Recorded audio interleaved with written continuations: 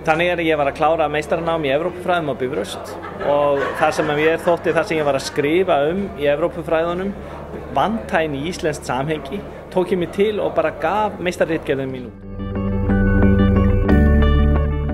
Það breytti ég henni pínlítið og svona þannig að þetta er svona læsilegri bók en var nú ekkert að bæta endalaust við, heldur bara ákvað að drífa þetta inn í umræðuna og það sem að máli snýst er að ég var að ræða við 20 Íslendinga viðhorf þeirra gagnvart öðrum trúarbrögðum. Það er semst óháð eigin trú, heldur bara spurningin sko hvernig sérðu hinn sem kemur þarna með sína lífskoðun, með sína trú og hvernig bregstu við.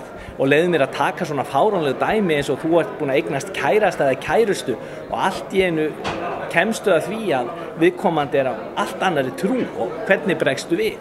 Og sumir sögðu bara, ég myndi labba burt.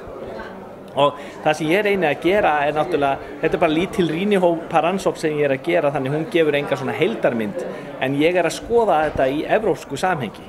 Það sem Evrópuráðið hefur verið að gera síðustu ár að reyna að koma inn með trúalegu víddina inn í fjölmenningafærnina.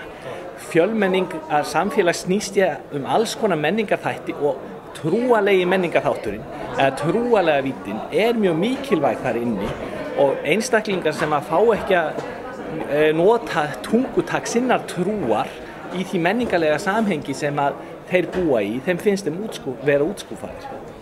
Hver við byrjum að draga niðurstöðu bókarinnar saman í einni setningu? Mjög sterkt kom Íslamfælnin í ljós, heimsfriðnum ógnað, votta Jehóvafælnin kom mjög sterklega í ljós hjá krökkunum, heimilisfriðnum ógnað, þau hafa lært hjá pappa og mömmu, við lokum dyrunum og votta Jehóva og öfgafælnin mjög sterk hjá þeim líka, svona ég kann ekki að bregðast við ef einhver kemur og svona hrikalega sannfærður sína trú og valtar yfir mig og segist geta afhómað mig og svo framvegis og ég vitni í krakkana að þá fara þau bara í vörn og flýja og segja þetta bara asni, ég vil ekki tala við það. Hvernig var bregðast við þessu?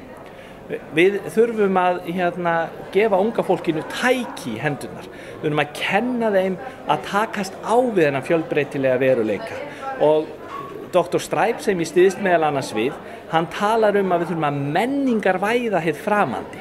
Við þurfum að hjálpa einstaklingum strax frá byrjun í gegnum menntun og uppeldi að verða forvitin, já hvað öðruvísi hjá þér? Já þetta svona og líka uppgötva það sem framandi í okkar eigin trú og trúararfi og læra að takast á við það. Þannig að aukin þekking grundvallaratriði? Þekking og færni. Þessi færni sem byggist upp á því að vera ekki hræddur að það sem öðruvísi á hinum það ógni strax mér og minni. Þannig að þetta líka spurningin sannfæringu. Ég lifi í mínu menningarheimi og mín trú og ég á rétt á því og það gott og fínt og þú kemur með þína og við getum kynnst.